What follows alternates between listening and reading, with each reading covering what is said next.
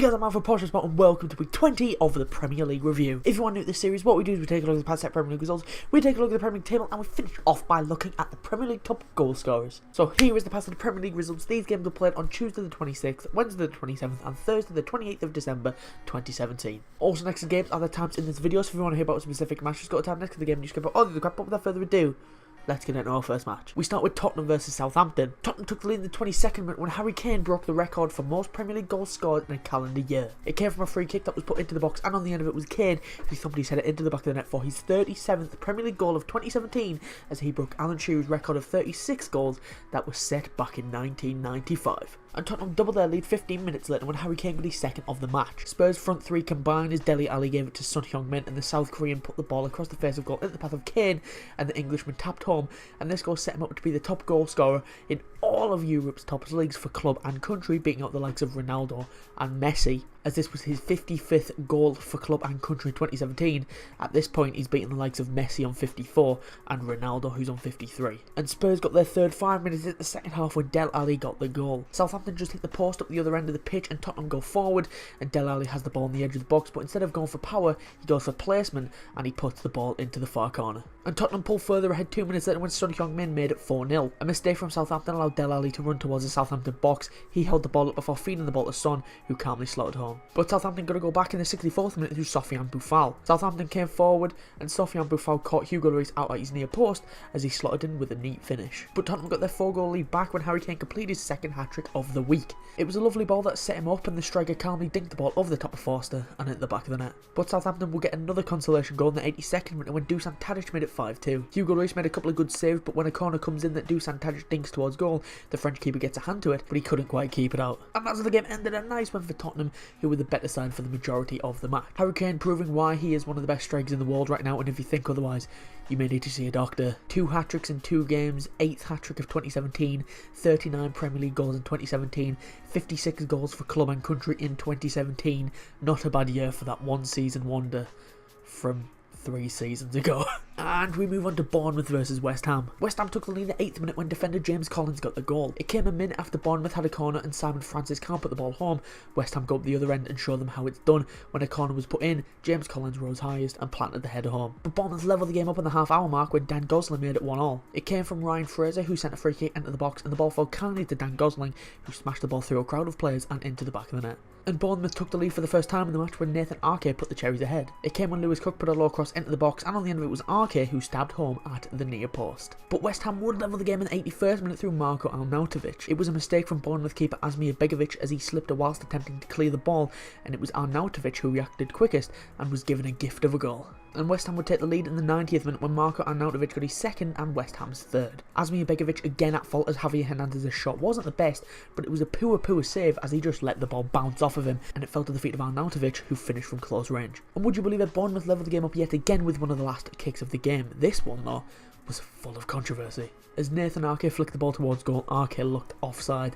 In came Callum Wilson with his arms stretched out, and it looked like the ball struck his arm and then went in. Now, I know a few weeks ago I said that Liverpool's disallowed goal against West Brom was bull because of the handball, but I'm sorry, Dom Solanke couldn't get his arm out of the way in the short time when his arms were in a normal position, but this one was the opposite. His arms were basically in a star-jump position, plenty of time to rearrange. Horrible officiating. And that's how the game ended. Like I said, Bournemouth really lucky to be given that goal, but earlier on in the match when they were 2-1 up, they had plenty of chances to put the game to bed, but they just couldn't take them. West Ham did well to get back into it and probably deserved a win, but a controversial goal saved the Cherries. And we move on to Liverpool versus Swansea. Liverpool took a lead 5 minutes into the match when Philippe Coutinho scored a beautiful goal. It came when Andrew Ayew was dispossessed high up the pitch, and Liverpool within 3 passes have the ball in the back of the net. Roberto Firmino won the ball back before giving it to Mo Salah. Salah gives it first time to Coutinho on the edge of the box.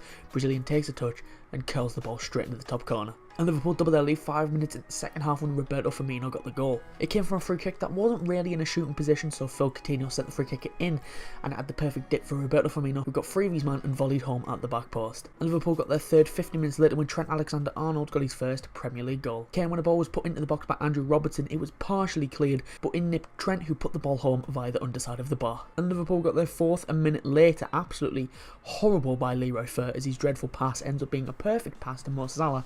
Salah takes it towards goal before unselfishly laying it off to Roberto Firmino, who tapped into the empty net for his second of the match. And Liverpool made it 5-0 when Alex Oxlade-Chamberlain got his first league goal at Anfield. It was just so simple for Liverpool as Swansea failed to deal with a number of crosses, and the last one was cleared to Oxlade-Chamberlain, who kept it up with his knee and volleyed back across goal for a neat finish into the side net. And that's how the game ended. A very easy game for Liverpool in the end, as Swansea never really challenged in any way. Like I just said, Swansea were pretty poor in the entire game, and it felt like a training match for Liverpool. So Liverpool keep a clean sheet, and one of the main issues for them this season has been defending.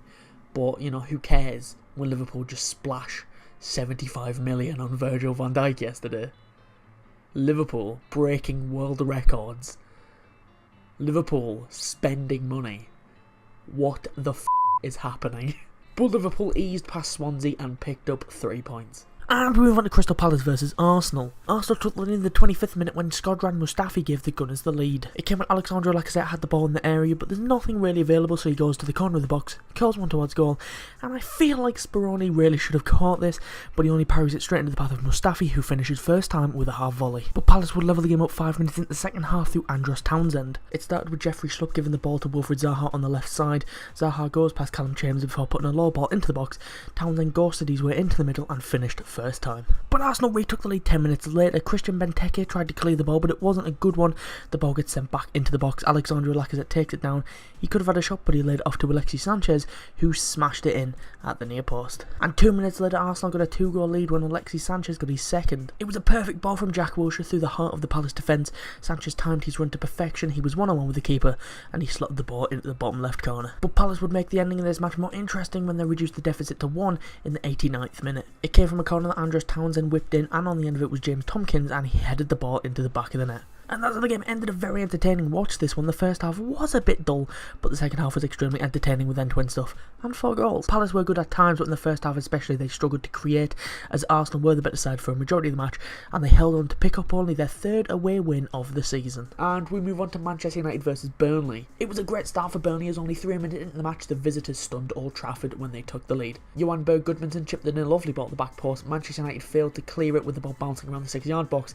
Ashley Barnes reacts to the quickest and pokes the ball home. And Bournemouth doubled their lead 30 minutes later. It came from a free kick that Stephen Defoe, who was constantly linked with a move to Manchester United in the past, he stepped up to take it. He killed the free kick over the wall and straight into the top corner. But Man United would pull a goal back in the 53rd minute through substitute Jesse Lingard. It came when Ashley Young put a low cross into the box. Lingard performs a lovely little flick into the bottom corner. And Man United levelled the game up in the 90th minute when Jesse Lingard got his and United's second. United have a free kick that was dinked into the box. The Burnley defenders failed to get rid of it, and Ashley Young kept the chance alive. It dropped to Lingard, who strikes it into the bottom corner. And as the game ended, Man United were dominant for most of the game, but they were very, very wasteful in front of goal. Romelu Lukaku yet again disappearing against the top half team, but bringing Jesse Lingard on at half-time saved Man United as they rescued a point in Fergie time. And we move on to Watford versus Leicester. Leicester took the lead in the 36th minute through Riyad Mahrez. Like many of Leicester's goals this season, Mark Albrighton sent a great cross into the box. No one was picking up Mahrez, and the Algerian simply heads home. But Watford levelled the game up on the brink of half-time through Mola Wag. It came from a corner that Leicester failed to deal with, and in came Wag, who tucked home at the front post. I don't know if that's how you say that. Tell me how to say this. Thanks. And Watford took the lead for the first time in the game in the 65th minute when Kasper Schmeichel experienced a goalkeeper's worst nightmare. Tom cleverly put a deep cross in, and on the end of it was Abdoulaye Doucouré, and his shot squirms underneath the Leicester goalkeeper, hitting his hand on the way through, and the ball goes over the line before Ben Chilwell was able to clear. And that's how the game ended. Watford ended a run of 6 games without a win thanks to a nightmare moment from Schmeichel. Watford looked like they were going to continue their horrible form, but they played well to turn the game around and picked up their first win in over a month. And we move on to Chelsea versus Brighton. It would take until the second half for one of these teams to break the deadlock. However, in the first half, Brighton defended well and they frustrated Chelsea, but Chelsea finally took the lead 3 minutes in the second half through Alvaro Morata. Cesar Azpilicueta put the ball into the box, and it was perfect for Morata, who powered his header into the corner. And Chelsea doubled their lead 15 minutes later when a corner was put into the box, and on the end of it was Marcos Alonso, and the Spaniard nodded home. And as the game ended, Chelsea were pretty poor in the first half, but a much improved second half display guided Chelsea to the win. Chelsea were frustrated during the first half, with Brighton being extremely resilient at the back, but in the end Chelsea had too much for them as the reigning champs came away with 3 points. And we move on to Newcastle versus Manchester City. League leaders Man City took the lead in the half-hour mark through Raheem Sterling. Kevin De Bruyne sets the move up as he collects the ball, finds Sterling with the ball over the top of the defence. It's not the best of positions to be finishing from, but the winger does well to slot the ball past the keeper with the side foot. And that's how the game ended. A very, very, very, very, very one-sided game, with Man City having a ton of chances and Newcastle are lucky that it was only 1-0. Newcastle were in beep beep park the bus mode, with them coming into this game looking already defeated, and it wasn't until the final 5 minutes when they started to create chances. Man City now go 15 points clear at the top and pick up their 18th league win in a row. And we move on to Huddersfield versus Stoke. Huddersfield took the lead in the 10th minute when Tom Ince finally found the net this season. No player has had more shots and failed to score this season than Tom Ince, but he finally opened his account when Colin KANE kept the ball in at the touchline, pulled the ball back across goal for Ince, and he smashed home from close range. But Stoke levelled the game up in the 60th minute when Ramadan Sobhi got his second goal in as many games. Joe Allen started the move off here as he played a ball in behind the Huddersfield defenders, and there was Sobhi who turned the ball home from very close range. And that's how the game ended, a pretty entertaining one, not many goals but end-to-end stuff. Stoke should have scored in the first half, but Huddersfield keeper Jonas Losser was on another level in the first half. Huddersfield did dominate after the break as well, but Stoke came in and made sure they got something out of this, as both teams came away with a point. And finally, we've got West Brom versus Everton. I mean, what can I even say about this one? Plenty of chances, hardly any shots on target for both teams. The big thing about this game is that Yannick Bolasie made his return for Everton after being out for over a year now, but that was pretty much it. Everton still unbeaten under Allardyce, and West Brom are now without a win in 18 games.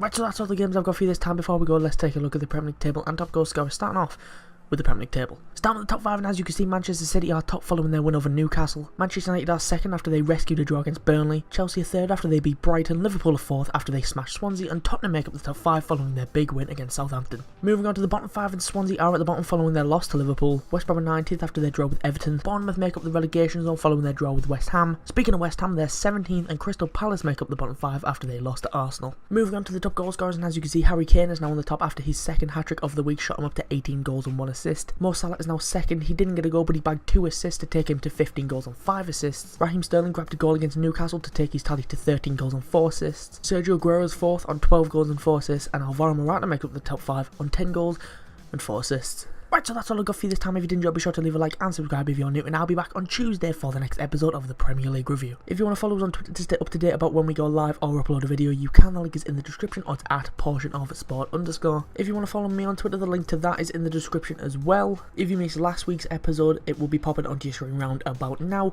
Anyway, thanks for watching. Be sure to leave a like and subscribe if you are new. I've been Mark from A Portion of Sport, and I'll see you soon.